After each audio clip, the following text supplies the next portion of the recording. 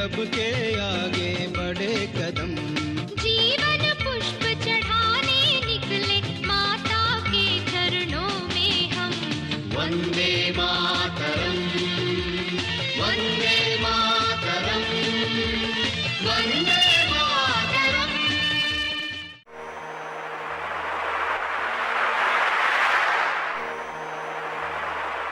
जय हिंद, वंदे मातरम, भारत माता की जय।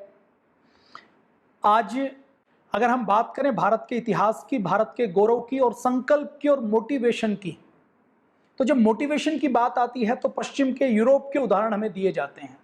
हमें पढ़ाया जाता है कि माउंट एवरेस्ट के ऊपर कौन गया या नेपोलियन ने कैसे युद्ध लड़ा। हमें उनके बारे में वो ऐसे रोल मॉडल हमारे सामने खड़े कर दिए जाते हैं। यदि हम अपने भारतीय स्वतंत्रता संग्राम के सेनानियों को देखें, यदि हम भारत के क्रांतिवीरों को देखें, तो हमें पता लगता है कि मोटिवेशन की कोई कमी नहीं है। संकल्प क्या होता है, मातृभूमि की सेवा क्या होती है, देशभक्ति का जज्बा क्या होता है, देश पर मरने और मिटने का संकल्प क्या होता है, एक संकल्प के लिए अपने जीवन की आहुति कैसे दे देते हैं, ऐसा इतिहास अपने भारतीय स्वतंत्रता संग्राम का है। दुख की बात है कि ये इतिहास हमें पुस्तकों में नहीं पढ़ाया जाता। मैं खुद यदि बात करूं, आज उस वीर बलिदानी शहीद आजम ऊधम सिंह का बलिदान दिवस है, उनकी पुण्यतिथि है। आज ही के दिन हंसते हंसते उन्होंने फांसी के फंदे को चूमा था। यदि मैं अपने व्यक्तिगत स्वाध्याय की बात छोड़ दूं, क्रांतिकारियों में रुचि की बात छोड़ दूं, तो पाठ्य पुस्तकों में शहीद ऊधम सिंह का नाम नहीं आता। हमारे भारतीय स्वतंत्रता संग्राम के इतिहास से, हमारे इतिहास की पुस्तकों में ऊधम सिंह का नाम एक लाइन के अंदर 2 अक्षरों में भी लिखा नहीं जाता, पढ़ाया नहीं जाता। शहीद आजम ऊधम सिंह की हम बात करें तो कितने बड़े वीर और बलिदानी थे।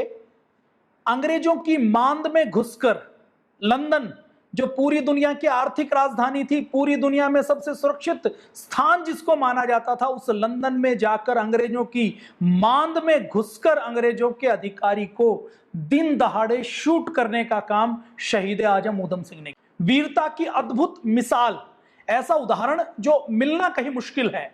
लेकिन दुख की बात यह है कि उसके बारे में बताया नहीं जाता, उसके बारे में पढ़ाया नहीं जाता। लॉकडाउन है, स्ट्रेस की बात आती है, डिप्रेशन की बात आती है, बार बार कहा जाता है कि लोग स्ट्रेस में आ जाते हैं। एक बच्चा जिसके 12वीं कक्षा में, 10वीं कक्षा में अंक थोड़े से कम आते हैं तो वो स्ट्रेस में आ जाता है, डिप्रेशन में आ जाता है। मैं कहता हूं, यदि हम महाराणा प्रताप को, छत्रपति शिवाजी को, वीर बंदा बैरागी को, संभाजी महाराज को, यदि हम अपने देश के इतिहास पुरुषों को, हम पंडित राम प्रसाद बिस्मिल को, वीर सावरकर की जेल की कहानी को, हम लोकमान्य तिलक को, हम खुदीराम बोस को, हम प्रफुल्ल चाकी को, हम भगत सिंह को, हम राजगुरु को, हम सुखदेव को, बिस्मिल को, हम मदनलाल धिंगड़ा को, हम शहीद ऊधम सिंह को यदि लोगों को पढ़ा दें, वो जब उनके जीवन को अपने सामने रखेंगे तो कभी भी डिप्रेशन में नहीं आ सकते। कभी भी कोई भी जिंदगी की चुनौतियां, कोई भी समाज की चुनौतियां, कोई भी उनके सामने जीवन में चुनौतियां उनको बड़ी नहीं लग सकती। तो आज हम चर्चा करने वाले हैं शहीद आजम ऊधम सिंह की, जिनका नाम कम सुना होगा। आप लोगों ने सुना होगा क्योंकि आप लोग देश में, धर्म में, संस्कृति में, राष्ट्रभक्ति में रुचि रखते हैं। परम पूज्य स्वामी जी महाराज ने भी प्रातः काल के कार्यक्रम में शहीद आजम ऊधम सिंह को भावभीनी श्रद्धांजलि दी है। ऊधम सिंह वो नाम है जो संकल्प का नाम है। एक संकल्प के बल पर एक अनाथ बच्चा जिसने गांव में जन्म लिया। जब वो 2 साल का था तो 2 साल की आयु में उसकी मां चली गई। जब वो 8 साल का था तो उसके पिता उसको छोड़कर चले गए। 2 भाई, केवल दोनों भाई जीवित रहे। अब माता नहीं है, पिता नहीं है, कोई रिश्तेदार नहीं है, कोई पालने वाला नहीं है, कोई खिलाने वाला नहीं है। तो 8 साल की उम्र में उनको अनाथालय में भेज दिया जाता है। अनाथालय में वो बच्चे जिनका कोई नहीं है इस दुनिया में, वो बच्चे अनाथालय में जाते हैं। अनाथालय में उनका नाम भी बदल दिया जाता है और नाम बदलने के बाद अनाथालय में होते हुए आप भाग्य की विडंबना देखिए। 1 साल बड़े भाई का जो आसरा था, 17 साल की उम्र आते आते वो बड़ा भाई भी चला जाता है। पूरी दुनिया में अकेले रह जाते हैं, अनाथालय को भी छोड़ देते हैं, देश की सेवा के काम में लग जाते हैं। 1919 आता है। 1919 के समय जलियांवाला कांड को देखते हैं और एक संकल्प अपने मन में लेते हैं कि मुझे मातृभूमि के अपमान का बदला लेना है, और 21 साल तक संकल्प की आग को अपने दिल में जलाकर रखते हैं। कोई बैंक बैलेंस नहीं है, कोई पीछे से जेवर नहीं है, कोई जमीन जायदाद नहीं है, कोई उंगली पकड़कर चलाने वाला नहीं है, कोई सिखाने वाला नहीं है, लेकिन एक संकल्प कि मुझे भारत माता के अपमान का बदला लेना है। और उधम सिंह जो एक अनाथ बालक था, सामान्य परिवार में, साधारण जाति में, साधारण परिवार में, साधारण पृष्ठभूमि में जन्म लेकर संघर्षों के बीच में, जैसे चट्टान के बीच में अंकुरण होता है, जैसे पीपल का वृक्ष कहीं भी किसी भी दीवार के ऊपर उग जाता है, उसी प्रकार से अपने अस्तित्व को दृढ़ करते हुए संकल्प के बल पर अंग्रेजों के गवर्नर रहे उस समय, जो पूरे पंजाब के, उस समय का पंजाब आज का पंजाब नहीं था, उस समय के पंजाब में आज का पंजाब है, उस समय के पंजाब में आज का पूरा, उस समय के पंजाब में पाकिस्तान का जो आज पंजाब प्रांत है वो पूरा पंजाब प्रांत है। उस पंजाब के एक बड़े क्षेत्र का, जो अपने आप में एक बड़ा देश होता था, उसके गवर्नर डायर को उनकी मांद में घुसकर गोली मारने का काम शहीद आजम उधम सिंह ने किया था। तो आज शहीद आजम उधम सिंह का बलिदान दिवस है। आज ही के दिन उन्होंने हंसते हंसते फांसी के फंदे को चूमा था। और आप और हम यदि आज शहीद आजम उधम सिंह को श्रद्धांजलि नहीं देते हैं, उनको नमन नहीं दे करते हैं, उनको वंदन नहीं करते हैं, तो हमें लगता है कि ये हम अपने क्रांतिकारियों का कर्ज नहीं उतार पाएंगे, क्रांतिकारियों के साथ न्याय नहीं कर पाएंगे। तो उधम सिंह की कहानी आज थोड़ी सी विस्तार से चर्चा करते हैं। शहीद उधम सिंह के बारे में पाठ्य पुस्तकों में नहीं लिखा गया। शहीद उधम सिंह के बारे में मैं शहीद शब्द का प्रयोग इसलिए कर रहा हूं कि लोग ज्यादा समझते हैं। आप बलिदानी कह सकते हैं, आप हुतात्मा कह सकते हैं, इनके बारे में बहुत अधिक आपको पुस्तकें भी नहीं मिलती। पुस्तकें मिलती हैं तो 1 या 2 पन्नों में पूरी जीवनी को, पूरी उनकी कहानी को बता दिया जाता है, समेट दिया जाता है।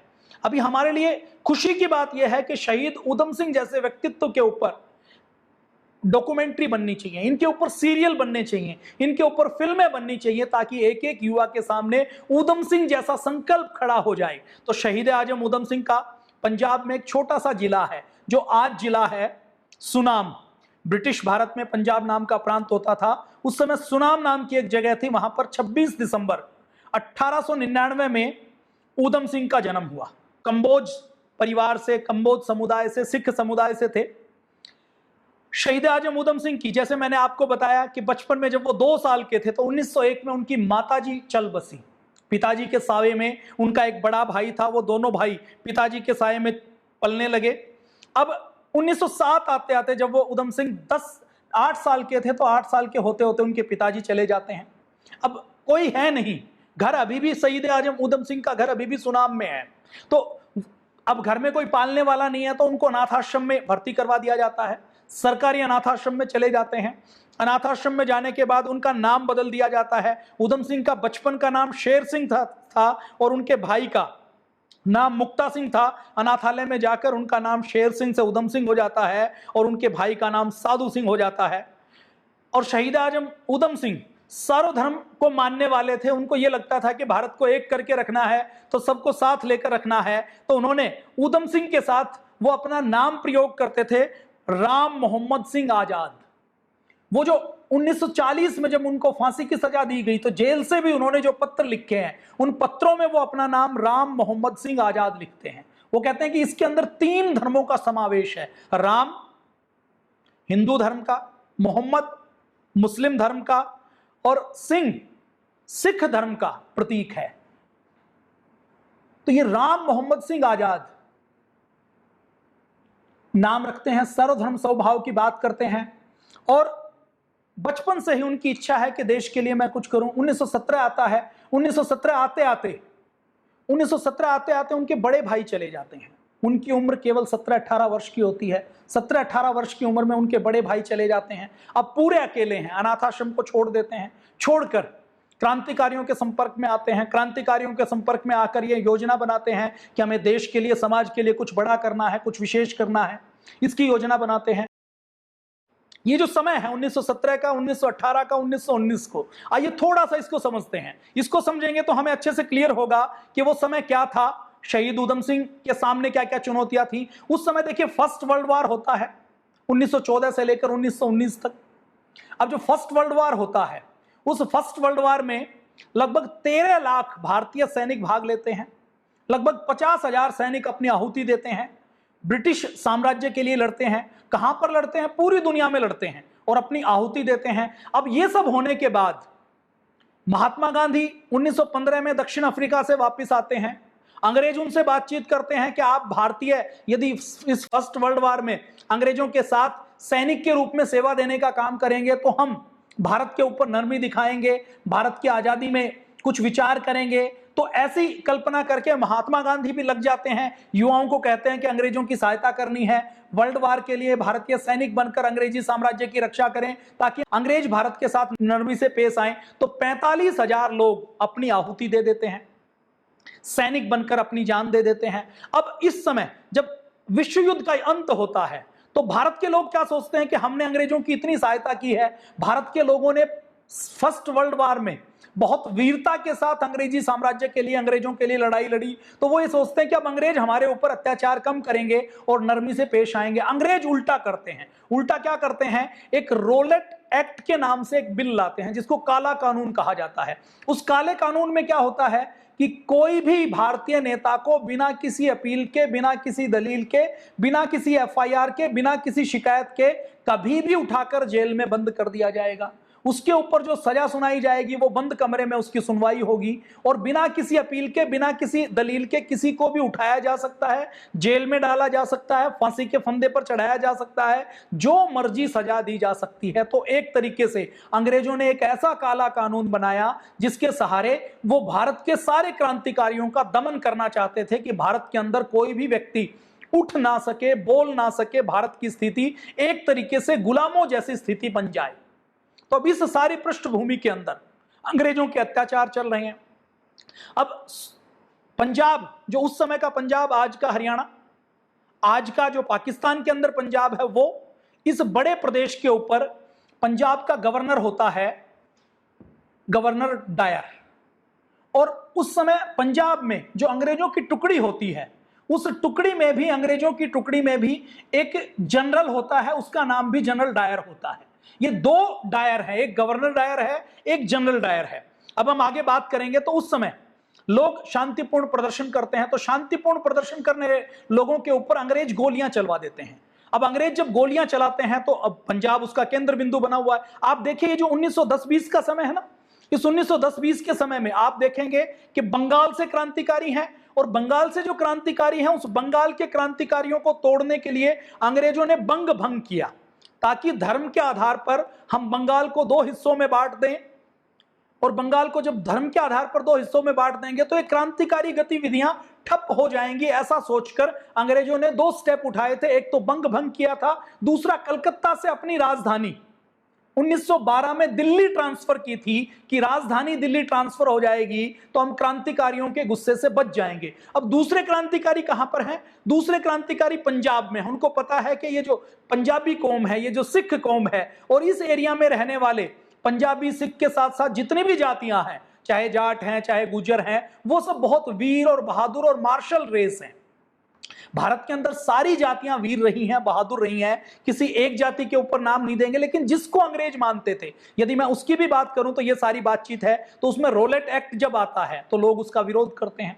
जब अंग्रेज जबरदस्ती गोलियां चलाते हैं तो गोलियां चलाते हुए भारतीय भी कुछ अंग्रेजों की हत्या कर देते हैं, यूरोपियन लोगों की हत्या कर देते हैं। और लंदन, उस समय अमृतसर की सड़कों पर कैसा पाप अंग्रेज करते हैं आप देख लीजिए कि अंग्रेज, जैसे कर्फ्यू लगाया हुआ है, तो उस कर्फ्यू के बीच में यदि कोई व्यक्ति बाहर जाता है, कोई बीमार हो गया, कोई वृद्ध है, कोई बूढ़ा है, तो अंग्रेज अधिकारी यदि किसी चौराहे के ऊपर है तो वो वहां पर सजा क्या देगा कि कर्फ्यू के अंदर यदि आप बाहर निकले तो आपको जूतों के ऊपर नाक रगड़कर माफी मांगनी पड़ेगी। आपको गली के अंदर जाना है, घर तक पहुंचना है तो रेंग रेंग कर पहुंचना पड़ेगा। ऐसे अमानवीय अत्याचार करते हैं। तो इन अत्याचारों के विरोध में बैसाखी के दिन 13 अप्रैल 1919 में अमृतसर के अंदर एक जल्ली नाम का एक व्यक्ति होता था, उसका एक बाग था जिसको जलियांवाला बाग कहते थे। उस जलियांवाला बाग में, क्योंकि बैसाखी का मेला है, बैसाखी पंजाब का एक बहुत अच्छा पर्व है, किसानों का बहुत बड़ा पर्व है, तो किसान और आम अमृतसर के जनसाधारण के लोग वहां पर जलियांवाला बाग में आए हुए हैं। जलियांवाला बाग में हमारे क्रांतिकारी पहुंचे हुए हैं, हमारी आजादी के नेता पहुंचे हुए हैं और वो सभा करके इस काले कानून का विरोध कर रहे हैं कि अंग्रेज यदि ऐसा करेंगे, इस प्रकार से चलेंगे तो ये व्यवस्थाएं लंबी चल नहीं पाएंगी, ये व्यवस्थाएं दौड़ नहीं पाएंगी। तो अंग्रेज इस प्रकार से करते हैं, तो सभा होती है। अब सभा होती है तो शहीद ऊधम सिंह उस समय उस सभा के बाहर, जलियांवाला बाग के बाहर पानी पिलाने का काम कर रहे होते हैं। वो जब पानी पिलाने का काम कर रहे होते हैं तो पानी पिलाते पिलाते ये सभा हो रही है, शांति प्रिय सभा हो रही है, कोई अवहेलना नहीं हो रही, कोई मारकाट नहीं हो रही, किसी व्यक्ति के पास हथियार नहीं है, किसी प्रकार के कानून का उल्लंघन नहीं हो रहा। तो ऐसी स्थिति के अंदर भी अंग्रेजों को जब पता लगता है तो अंग्रेजों का एक जनरल होता है, जनरल डायर, वो अपने सिपाहियों के साथ वहां पर आ जाता है। और वो जब अपने सिपाहियों के साथ आता है तो बिना किसी वार्निंग के, बिना कुछ कहे वो सीधे गोलियां चलवा देता है। अब जो जलियांवाला बाग है ना, उसके अंदर आप आज भी अभी जाएंगे तो अंदर जाने का 4-5 फीट का केवल एक रास्ता है। और वो जो जलियांवाला बाग है वो अमृतसर शहर के बीच में है, चारों ओर बाउंड्री है, मकान बने हुए हैं, दीवार बनी हुई है, और कुछ वहां पर नहीं है। तो उस जलियांवाला बाग में एंट्री करने की और बाहर निकलने की केवल एक जगह है। अब जनरल डायर वहां पर पहुंचता है, अपने सैनिकों के पास पहुंचता है, सैनिकों के पास राइफल है, बंदूक है, उस बंदूक से वो जलियांवाला बाग के अंदर घुसकर उस एक संकरे रास्ते को ब्लॉक करके अंदर घुस के जो भीड़ है वहां पर, उस भीड़ को चारों ओर से घेर लेते हैं। उस भीड़ को इस प्रकार से चारों ओर से घेर लेते हैं, आप सामने चित्र में देख पा रहे होंगे। अब चारों ओर से घेर के, अब तरीका क्या है, भीड़ कुछ गलत कर रही है तो उसका विरोध करना चाहिए, भीड़ का नेता है उसको वार्निंग देनी चाहिए। भीड़ कुछ गलत नहीं कर रही लेकिन भीड़ को फिर भी आपको डिसमेंटल करना है, आपको भीड़ की असेंबली को अलग अलग करना है, तितर बितर करना है, तो वार्निंग दी जा सकती है, हवाई फायर किए जा सकते हैं, भीड़ के नेता को कहा जा सकता है कि सबको बाहर निकाल दो, अपने अपने घरों में भेज दो। लेकिन जनरल डायर ऐसा पागल राक्षस की तरह होता है कि वो सीधे अपने आदमियों को कहता है कि गोली चलाने का ऑर्डर दे देता है। और उनकी बंदूकों के अंदर जितनी गोलियां होती हैं 10 मिनट तक गोली चलती रहती है, 650 राउंड गोली चलाई जाती है। एक एक गोली, क्योंकि भीड़ है, भीड़ में लोग हैं, अब एक एक गोली जब नजदीक से चलाते हैं 10 फीट की 15 फीट की दूरी से, तो एक एक गोली 2-2 लोगों के बीच से जाती है, 3-3 लोगों के बीच से जाती है, भगदड़ मच जाती है। और इस भगदड़ मचने के बाद हम यदि देखें तो इस भगदड़ मचते मचते, इस भगदड़ के बीच में जब गोली 2-2 लोगों के बीच में जाती है तो वहां पर एक कुआं होता है, उस कुएं के अंदर लोग गिर जाते हैं। उस कुएं के अंदर भगदड़ में जब लोग गिरते हैं तो कुआं लाशों से पट जाता है, ऐसी बुरी स्थिति बनती है। और इस बुरी स्थिति में यदि हम बात करें तो उस जलियांवाला कांड में कितनी नृशंस हत्या हुई थी, आप अंदाजा लगा लीजिए कि उस समय अंग्रेजों ने तो यह कहा कि 388 लोग मारे गए, अंग्रेजों के अभिलेखागार की बात करें तो उन्होंने कहा कि 484 लोग मारे गए। लेकिन जो स्वतंत्र कमेटी बनाई गई मदन मोहन मालवीय जी की, उस कमेटी ने कहा कि कम से कम 1300 लोग मारे गए थे। स्वामी श्रद्धानंद जी की जो कमेटी बनाई गई थी उसमें कहा गया कि 1500 लोग मारे गए थे। और अंग्रेजों के खुद के अमृतसर के सिविल सर्जन का यह कहना है कि कम से कम 2000 लोग मारे गए थे। और जो लोग मारे गए थे उनके अंदर एक 6 हफ्ते का, केवल 1.5 महीने का बच्चा भी था। 41 ऐसे छोटे छोटे बच्चे थे, 6 साल के, 7 साल के, 10 साल के, जिनके सिर के अंदर से गोली लग गई, जो वहां पर गोलीकांड में मारे गए। जब शहीद आजम ऊधम सिंह इस गोलीकांड को देखते हैं तो उनको बहुत गुस्सा आता है और वहीं पर वो प्रतिज्ञा करते हैं कि मुझे भारत माता के इस अपमान का बदला लेना है, मुझे जनरल डायर से बदला लेना है, गवर्नर डायर से बदला लेना है। अब ये करने के बाद, अब ये जो जलियांवाला हत्याकांड है इसका कितना प्रभाव होता है आप अंदाजा लगाइए। इसका इतना प्रभाव होता है कि इस जलियांवाला हत्याकांड के बाद शहीद भगत सिंह, शहीद आजम भगत सिंह, जो उस समय केवल 12 साल के हैं, 12 वर्ष की उम्र में जब शहीद भगत सिंह जलियांवाला हत्याकांड की खबर सुनते हैं तो अपने गांव से 18 किलोमीटर दूर, उनको अगले दिन जब स्कूल जाना होता है बैसाखी से अगले दिन, तो स्कूल नहीं जाते, जलियांवाला बाग में पहुंच जाते हैं। और जलियांवाला बाग की मिट्टी इकट्ठी करके उस समय वो संकल्प लेते हैं, वो कसम खाते हैं कि मैं अंग्रेजों से इस अपमान का बदला लूंगा, मैं अंग्रेजों से इस अपमान का बदला लूंगा, मैं अंग्रेजों से भारत माता के इस अपमान का बदला लेना है। तो शहीद भगत सिंह के जीवन में पूरा परिवर्तन इस जलियांवाला हत्याकांड के बाद आता है। ऊधम सिंह उस समय संकल्प लेते हैं कि मुझे इस हत्याकांड का बदला लेना है। और आप देखिए अंग्रेज किस प्रकार से सीनाजोरी करते हैं। अंग्रेज सीनाजोरी करते हैं कि अंग्रेज जनरल डायर ने गोलीकांड की और गोलीकांड करके वापस आकर अपने हेड ऑफिस से उस समय जो पंजाब का गवर्नर डायर है उसको वो चिट्ठी लिखते, टेलीग्राम करते हैं और टेलीग्राम करके कहते हैं कि इंडियंस की एक फौज ने मेरे ऊपर हमला कर दिया था और मुझे गोली चलानी पड़ी। अब गवर्नर डायर क्या कहते हैं, तुमने गोली चलाई, बहुत अच्छा किया। अब उस समय ब्रिटिश सरकार के, उस समय के ब्रिटिश सरकार के, यहां की हम बात करें तो ब्रिटिश सरकार के जो वायसराय होते हैं लॉर्ड चेम्सफोर्ड, उसके सामने वो कहते हैं कि ये अमृतसर और पंजाब बहुत भड़का हुआ है और इंडियंस की ऐसी प्लानिंग है कि सारे अंग्रेजों को मार मार के बाहर निकाल दें, उनके ऊपर हमला हो सकता है, तो मार्शल लॉ लगा दिया जाए। तो मार्शल लॉ थोप दिया जाता है। उसके जब पूरे देश में और पूरी दुनिया में अंग्रेजों की थू थू होती है कि ऐसे निहत्थे लोगों के ऊपर गोली चलाना बहुत गलत बात है, तो उसके बाद जब थू थू होती है तो इस हत्याकांड की जांच की जाती है। तो जांच की कमेटी के बाद सामने जब जनरल डायर आता है और जब जनरल डायर से पूछा जाता है कि तुमने ये गोली क्यों चलाई, तुमने ऐसा क्यों किया, तो जनरल डायर को कोई दुख नहीं होता, पश्चाताप नहीं होता। वो कहता कि मैं तो तोप लेकर गया था, ये तो जलियांवाला बाग का रास्ता संकरा था, मैं तोप को अंदर ले जा नहीं पाया, मैं केवल बंदूकें ले जा पाया। यदि मैं तोप को ले जा पाता तो मैं सीधा इन इंडियंस को तोप से उड़ा देता, ऐसा जनरल डायर कहता है। अब पूरा भारत भड़क उठता है। अब पूरा भारत भड़कने के बाद, जलियांवाला कांड के बाद भारत के अंदर शहीद भगत सिंह उठते हैं। शहीद भगत सिंह अपनी पढ़ाई को ठोकर मार देते हैं। अब वही समय है चंद्रशेखर आजाद का, वही समय है भगवती चरण वोहरा का, यही समय है राजगुरु का, यही समय है सुखदेव का, यही समय है पंडित राम प्रसाद बिस्मिल का। ये सब क्रांतिकारी बनने का निर्णय ले लेते हैं और कांग्रेस से इनका मोह भंग हो जाता है। आप देखेंगे कि 1922 के बाद एक समय आता है, क्रांतिकारियों का उफान आता है। तो अब शहीद भगत सिंह के जीवन का एक ही उद्देश्य बन जाता है कि मुझे तो मातृभूमि के अपमान का बदला लेना है। अब वो पंडित राम प्रसाद बिस्मिल के संपर्क में आते हैं, शहीद भगत सिंह के सपने संपर्क में आते हैं, गदर पार्टी के मेंबर बन जाते हैं। अब ये गदर पार्टी वही है जिसने सेकेंड वर्ल्ड वॉर में एक संकल्प लिया था कि हम अंग्रेजों को भारत से बाहर भगाएंगे, भारत से बाहर निकालेंगे। गदर पार्टी के मेंबर बन जाते हैं। गदर पार्टी के मेंबर बनकर वो भारत के बाहर जाते हैं।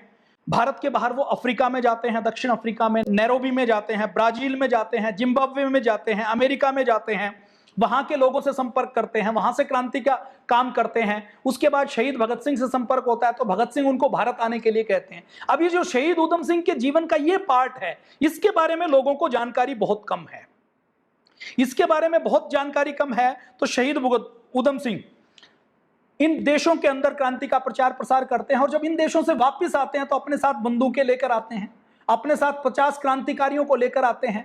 भारत के अंदर आकर फिर क्रांतिकारी की गतिविधियां शुरू कर देते हैं। क्रांतिकारी गतिविधियां शुरू करने के बाद वो भारत में आने के बाद भारत में गदर के नाम से समाचार पत्र निकालते हैं।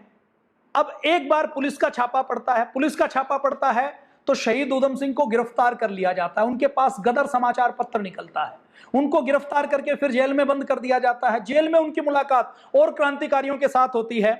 5 साल की जेल होती है। जेल से छूटते हैं तो कश्मीर चले जाते हैं। कश्मीर में भगत सिंह के पोर्ट्रेट के साथ उनका एक चित्र मिलता है। कश्मीर में जाने के बाद वो अचानक गायब हो जाते हैं और जब वो अचानक गायब हो जाते हैं तो फिर एक दिन पता लगता है कि ऊधम सिंह तो जर्मनी पहुंच गए। अब ये जो बीच का पीरियड है ना, तो ऊधम सिंह कोई अमीर परिवार के व्यक्ति नहीं थे कि उनको कोई रोटी खिलाने वाला है। ऊधम सिंह कोई ऐसे परिवार के व्यक्ति नहीं थे कि उनको किसी जनरल को मारना है तो उनके लिए टिकट का, उनको डेली खर्चे का कोई पैसा देने वाला है। उनके पास ऐसा कोई संगठन नहीं था जिसकी फंडिंग करने के लिए, जिसको दान देने के लिए लोग उपस्थित थे। तो इन विपरीत परिस्थितियों के अंदर ऊधम सिंह कारपेंटर का काम करते हैं, ड्राइवर का काम करते हैं, मैकेनिक का काम करते हैं, कहीं मेहनत मजदूरी का काम करते हैं। ये काम करते हुए भी उनका संकल्प क्या है कि मुझे जनरल डायर को मारना है। अब जनरल डायर के साथ क्या होता है, अंग्रेज सरकार की खूब किरकिरी होती है। अंग्रेजों के हाउस ऑफ कॉमन्स में, हाउस ऑफ लॉर्ड में निंदा का प्रस्ताव पारित किया जाता है। हाउस ऑफ कॉमन्स में तो पारित कर दिया जाता है, हाउस ऑफ लॉर्ड में जनरल डायर को की प्रेज की जाती है पूरी दुनिया में। फिर थू होती है तो हाउस ऑफ लॉर्ड्स में भी उसका प्रस्ताव पारित किया जाता है। जनरल डायर को डिमोशन करके उसको कर्नल बना दिया जाता है। अब जनरल डायर, क्योंकि उसने 2000 लोगों की नृशंस हत्या की थी, अब जनरल डायर को नृशंस हत्या करने के बाद ईश्वर का ऐसा विधान होता है कि वो जनरल डायर को 1927 में लकवा आता है, आधे शरीर के ऊपर लकवा आ जाता है। लंदन में जाकर लकवे के कारण उसको ब्रिटिश साम्राज्य से भी भारत से भेज दिया जाता है कि इसकी हेल्थ ठीक नहीं है। अब लंदन में चला जाता है तो वो बेड से उठ नहीं सकता, तड़फ तड़फ कर एक कुत्ते की तरह उसकी मौत होती है। ईश्वर उसकी सजा देता है। अब उधम सिंह को पता लग जाता है कि जनरल डायर जिसने गोली चलाई थी वो तो मारा गया, लेकिन गवर्नर डायर अभी भी जिंदा है, क्योंकि गवर्नर डायर ने जनरल डायर का समर्थन किया था और पंजाब के लोगों के ऊपर जो अत्याचार हुए, भारत माता के ऊपर जो अत्याचार हुए, उसमें गवर्नर डायर की भी बहुत बड़ी भूमिका थी। गवर्नर डायर को ईश्वर तो सजा देगा, लेकिन यदि भारत के लोग सजा नहीं देते हैं तो फिर कोई बड़ा काम नहीं हो सकता, कोई बड़ी व्यवस्था नहीं हो सकती।